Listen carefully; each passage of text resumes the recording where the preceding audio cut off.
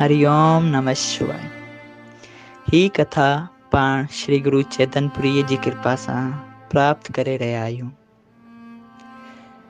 हिन कथा खे चित लॻाए ध्यान सां ॿुधिजो। हिकु ॾींहुं संत नामदेव जी नदीअ जे किनारे ते पंहिंजा कपिड़ा धोई रहिया हुआ। उते संत नामदेव जी जे भरिसां हिकु डोंगी वेठो हो जेको नाम जपण जो नाटक करे रहियो हो। उतरी संत नामदेव जी कपिड़ा धोई रहिया हुआ ऐं ही डोंगी नाम जपण जो नाटक करे रहियो हो, डोंग करे रहियो हो। एतिरीअ में उते हिकु राजकुमार आयो नदी में स्नान करण लाइ। राजकुमार पंहिंजा वस्त्र कपिड़ा पिया लाथा ऐं गले में हिकु मोतियनि जी माला पयल हुअसि। उहा बि लाइ कपिड़नि में लिकाई आई। राजकुमार नदी में स्नान करण लाइ हलियो वियो। संत नामदेव जी त पंहिंजे भॼन में एतिरो मगन थी विया हुआ त उन्हनि खे का सिध ॿुध न हुई त उन जे पासे में छा रखियल आहे, छा आहे छा न। हू भॻवान जे नाम में लवलीन थिया पिया हुआ। लेकिन हू डोंगी उन जो पूरो ध्यानु उन मोतियनि जी माला जी तरफ़ एकाग्र थियो पियो हो।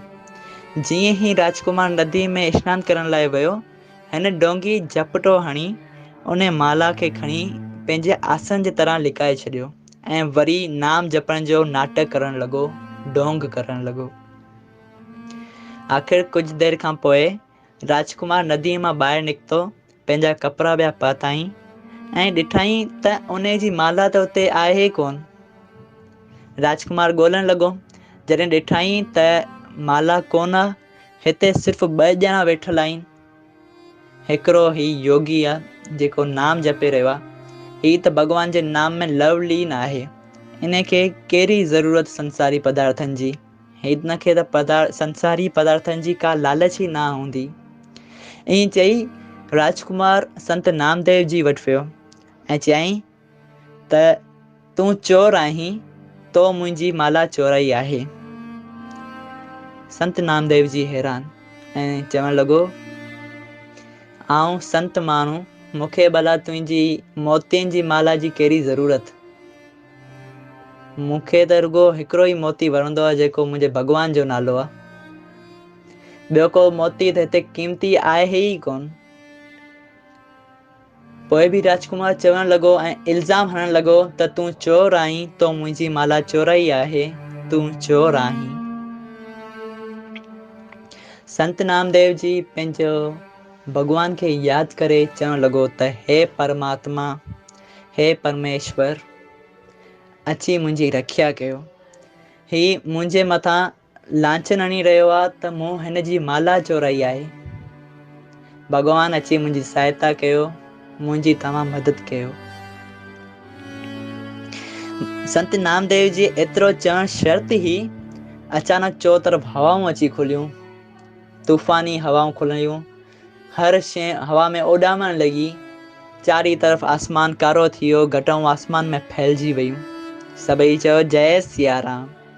जी हा, चो तरफ़ हवाऊं लॻण लॻियूं, आसमान में कारियूं घटाऊं फैलिजी वियूं। तूफ़ानी हवाऊं लॻण लॻियूं ऐं उन्हनि तूफ़ानी हवाउनि मां हर शइ उॾामण लॻी। उते हुन योगी जो डोंगी जेको योग करण जो डोंग करे रहियो हो, नाम जपण जो डोंग करे रहियो हो, उन जो आसन थोरो हवा में उॾामियो। आसन उॾामियो त हुन माला जी जेका चमक हुई, जेका झलक हुई, उन जी रोशनी अची राजकुमार जी अखियुनि ते पई।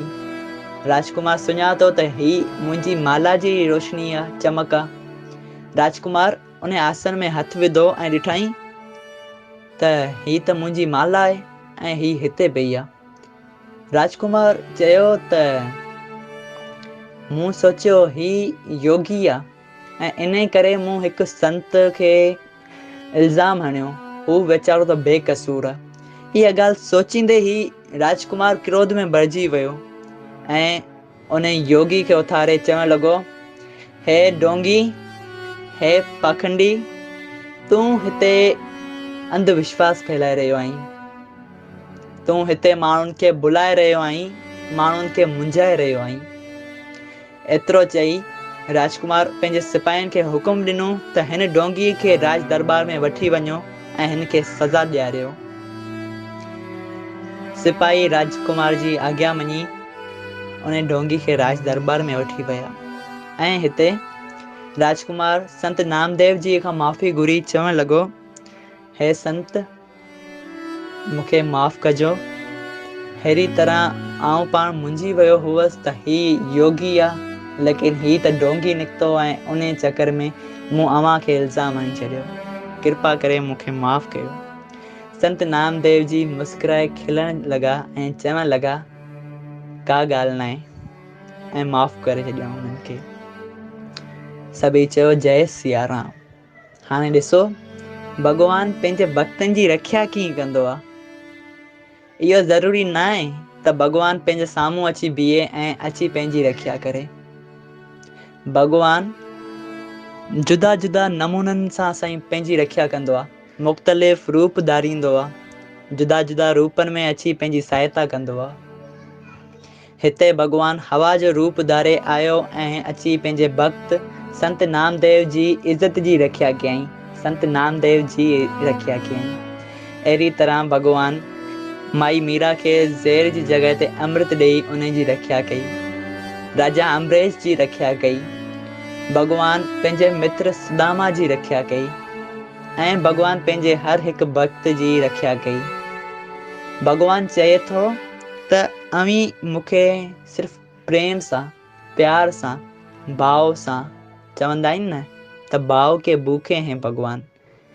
भॻवानु चए थो मूंखे प्रेम सां, भाव सां, प्यार सां पुकारियो, आउं अव्हां सां हर वक़्तु साथी आहियां, अव्हांजे हर वक़्तु सुख दुख हर वक़्त जो साथी आहियां। अव्हीं रुगो मूंखे यादि कयो, पुकारियो, अव्हीं मूंखे पुकारे त ॾिसो। सभई चयो, जय सिया राम। प्यारो, ख़ुशख़बरी जेका आउं ॿुधाइण वञा थो उहा ध्यान सां ॿुधो। कथाउनि जी कथा, महापुराणनि जी बि महापुराण, श्रीमद भागवत महापुराण साहिब। जी हा, श्रीमद भागवत महापुराण साहिब पाण शुरू करे रहिया आहियूं। सभिनी खे वाधायूं, मुबारकूं। ऐं जेको माण्हू ही श्रीमद भागवत महापुराण साहिब ॿुधण जो जिज्ञासु हुजे, इच्छा रखंदो हुजे, उन्हनि सभिनी माण्हुनि सां हिन ॻाल्हि ख़ुशख़बरी खे शेयर कजो त हू बि भागवत साहिब जो लाभ वठी सघंदा ऐं तव्हां बि श्रीमद भागवत महापुराण साहिब जो लाभ वठिजो। ऐं ही जेको वैसाख जो महीनो, जंहिंखे पाण धर्म जो महीनो बि चवंदा आहियूं, उन महीने में को बि धर्म जो सुठो भलो पुञ जो कमु कजे, उन जो फल वधीक मिलंदो आहे। तव्हां बि हिकु पुञ जो कमु कयो ऐं उन जो फल पायो। हिन कथा खे शेयर कयो ऐं पुञ कमायो। पंहिंजे दोस्तनि, मिटनि माइटनि, अज़ीज़नि सभिनी सां हिन कथा खे शेयर कयो। धन्यवाद। सभई चयो, जय सिया राम, हरिओम, शांति।